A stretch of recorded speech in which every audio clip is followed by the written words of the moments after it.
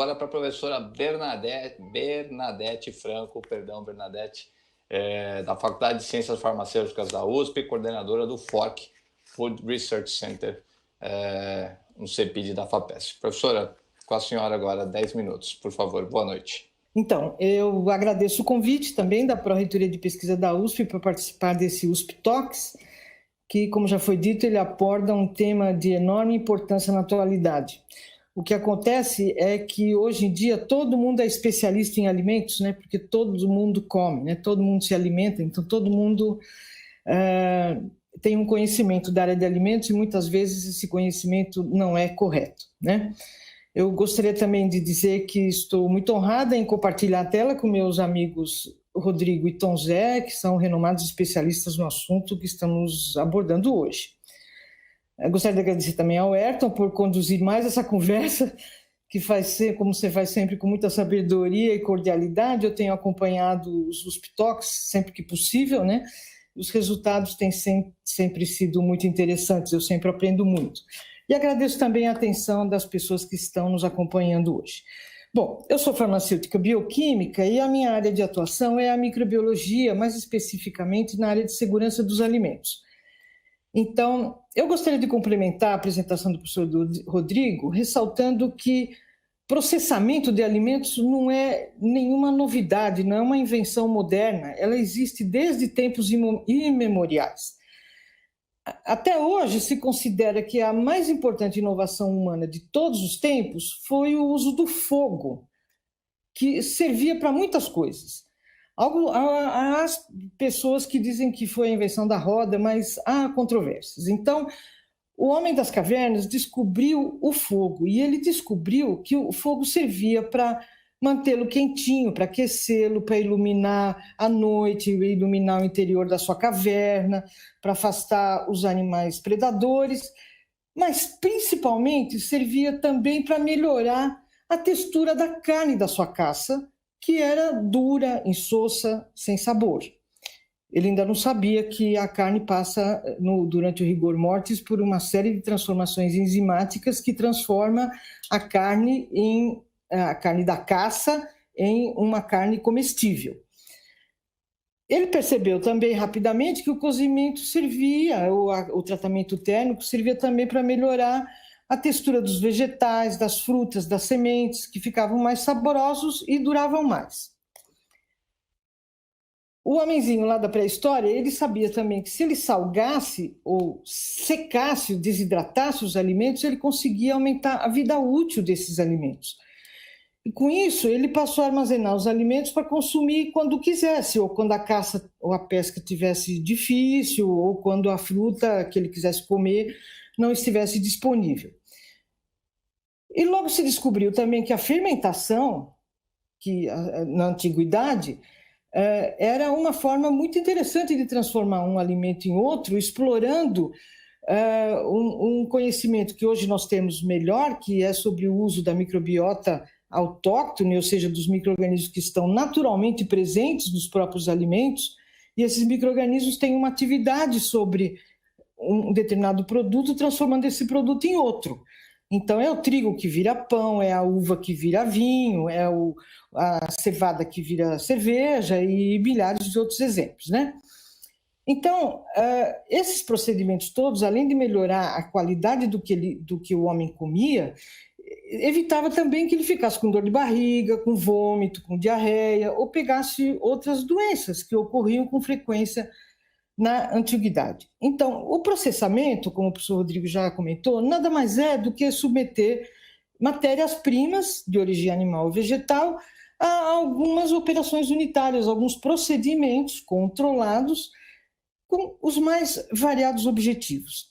E antes de entrar em detalhe mais nos objetivos, eu gostaria só de fazer uma chamada importante para a gente não confundir dois conceitos importantes: o que é segurança alimentar e o que é segurança dos alimentos. São duas coisas bem diferentes, embora um dependa do outro. Então, eu costumo explicar para os meus alunos que é como fazer um paralelo com um jogo de futebol ou com uma partida de algum esporte qualquer. Então, a gente precisa da segurança policial para garantir a segurança do jogo, dos torcedores, das pessoas que estão participando. enquanto a segurança do policial que trabalha durante o jogo se refere à segurança individual dele, dessa própria pessoa. A segurança do torcedor é o quê? É que ele vá assistir o jogo sem sofrimento, que ele não seja roubado, que ele não apanhe de alguém, que ele não seja pisoteado, que ele não seja ofendido, que ele não leve um tiro, enfim. E o que é a segurança dos policiais? É eles terem equipamentos de proteção e treinamentos necessários para exercer seu ofício. Então, no caso dos alimentos, a segurança alimentar é a garantia que a população tem acesso à comida sempre que precisar, pagando ou não, que ela seja adequada do ponto de vista nutricional e que esteja disponível em quantidades suficientes para ele. E, principalmente, que não lhe cause nenhum mal, ou seja, que seja seguro para a sua saúde. Esse último item é o que nós chamamos de segurança dos alimentos, ou inocuidade dos alimentos. A gente pode ter segurança alimentar sem alimento seguro? Não, claro que não. Mas nós podemos ter alimentos seguros e não ter segurança alimentar, que ocorre quando os indivíduos não têm acesso a esse alimento. Então, agora, na atualidade, nessa pandemia da Covid-19 que nós estamos passando, a gente está vendo que muitas comunidades e muitos países estão enfrentando problemas sérios de insegurança alimentar, ou seja, falta de acesso à comida, seja por razões econômicas ou por falta do alimento mesmo, né? Agora, a segurança alimentar e a segurança do alimento também estão intrinsecamente vinculadas ao processamento de alimentos, ou seja, aos alimentos industrializados.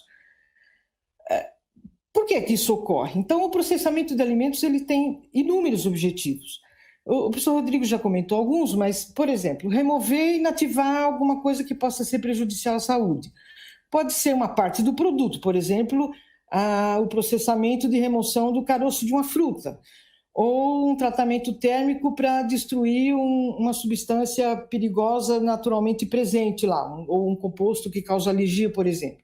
E também para inativar micro-organismos que são causadores de doenças. Todos aí já ouviram falar de salmonela, já ouviram falar de Listeria monocytogenes, essas bactérias que podem estar presentes nos alimentos. Então, o processamento visa remover esses micro-organismos, inativar esses micro-organismos. Um outro objetivo importante do processamento é aumentar a vida útil, alterando algumas propriedades do produto, por exemplo, regulando a acidez do produto, ou agindo sobre micro-organismos que não são aqueles que causam doenças, mas são micro-organismos que deterioram o produto, né? Então, por exemplo, uma Bisoplamys fulva, que é um micro-organismo que produz uma proteinase que degrada produz uma enzima, desculpa, não é a proteinase, uma enzima que degrada a pectina da fruta, por exemplo. Então, para o controle dos micro-organismos, existem inúmeras tecnologias possíveis, porque nós estamos tratando com seres vivos. Esse é um campo de pesquisa absolutamente dinâmico, é a minha área de atuação. A gente vê que a cada dia que passa tem uma novidade no front aí. Então, em relação aos tão combatidos conservadores químicos e aditivos, como o professor Rodrigo já comentou, tem uma busca enorme atrás de conservadores naturais. E sempre lembrando que todos eles têm que ser aprovados pelas agências regulatórias internacionais, que se baseiam, nacionais também, que se baseiam em resultados de estudos toxicológicos e de segurança extremamente rigorosos. A gente acompanha isso, que é muito difícil você ter uma aprovação de um novo conservador químico, por mais natural que ele seja, em alguma dessas agências, né?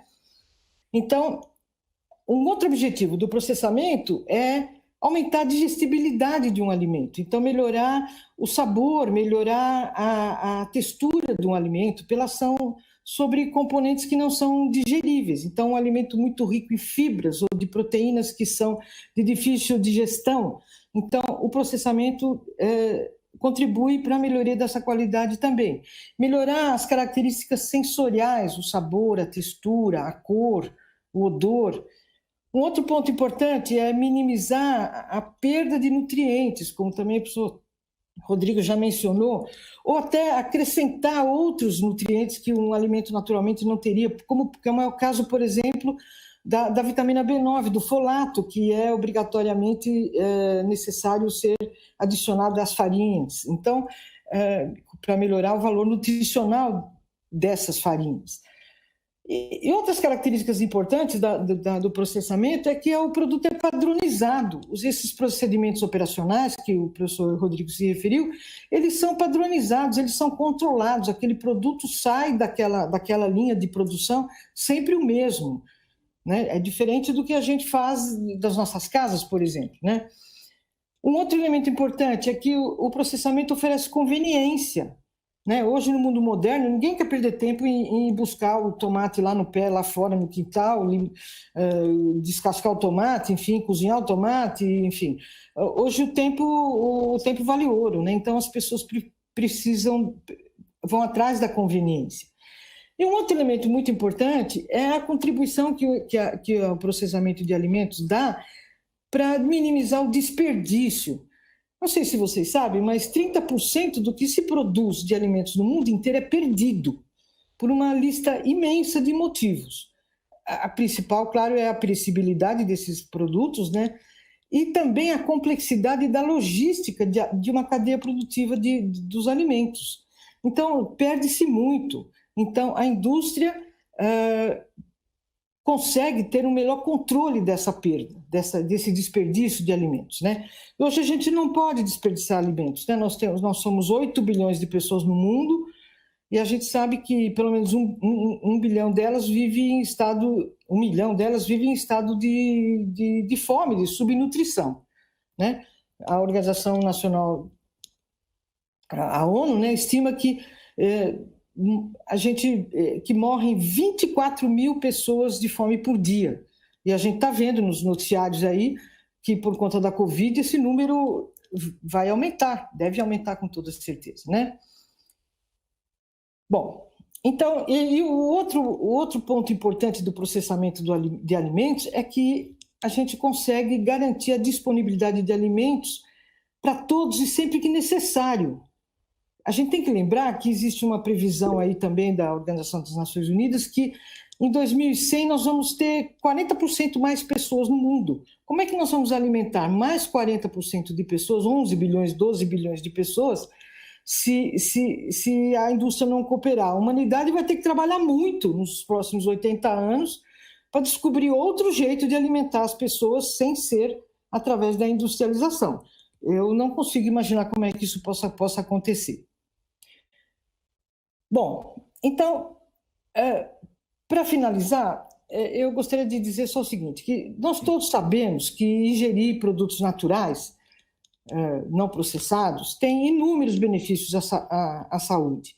Mas isso não quer dizer que os produtos industrializados não possam fazer isso também.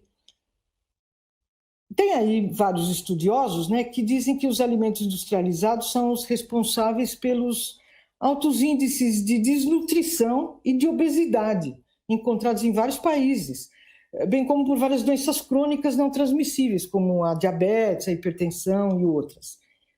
Olha, eu acho que é bem possível que seja assim mesmo, mas com certeza o alimento industrializado não é o único culpado, havendo inúmeros outros fatores envolvidos.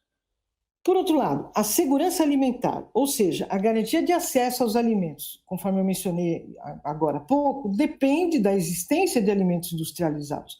Não é possível que 11 bilhões de pessoas se alimentem somente de produtos naturais, de produtos que estejam crescendo no fundo do quintal das pessoas. Isso não existe, né? Então, eu queria finalizar dizendo que não existe um sistema de produção de alimentos perfeito. Então, as pessoas, os consumidores, precisam saber balancear perdas e ganhos. No meu entendimento, o que resolve esse impasse é uma palavra mágica que se chama educação. Enquanto as autoridades de saúde devem estabelecer políticas públicas claras para fomentar a alimentação saudável, o consumidor também precisa receber informações igualmente claras, tanto dessas autoridades de saúde quanto dos produtores de alimentos, sobre qual a forma mais adequada de se alimentar. Então, cabendo ao consumidor a escolha final. Então, o consumidor precisa saber se ele precisa ter informações que sejam tenham fundamentação científica. Por isso que eu acho que é muito importante essa comunicação do mundo científico com a sociedade. Por fim, eu acho que o consumidor ele precisa saber que ele pode comer uma barra de chocolate ou um hambúrguer com batata frita de vez em quando, sem que ele se sinta o pior dos seres humanos na face da Terra. Mas também ele precisa saber que não é recomendável que ele faça isso todos os dias, 4 vezes ao dia, 3 vezes ao dia, nos 7 dias da semana. Mas ele precisa saber o motivo, e ele precisa saber de forma correta, com as evidências científicas necessárias para isso, sem qualquer tipo de patrulhamento ideológico, sem qualquer tipo de patrulhamento conceitual. Então, nós temos aí um desafio enorme pela frente. E com isso eu encerro o que eu queria falar, agradeço a atenção e fico aqui ansiosamente aguardando as perguntas que eu espero que eu possa responder. Muito obrigada, Ayrton. Perfeito, obrigado, professora. Estourou um pouquinho o tempo, mas com colocações desculpe, mil desculpas. Bem fortes, acho que foram importantes. Então, obrigado pela fala.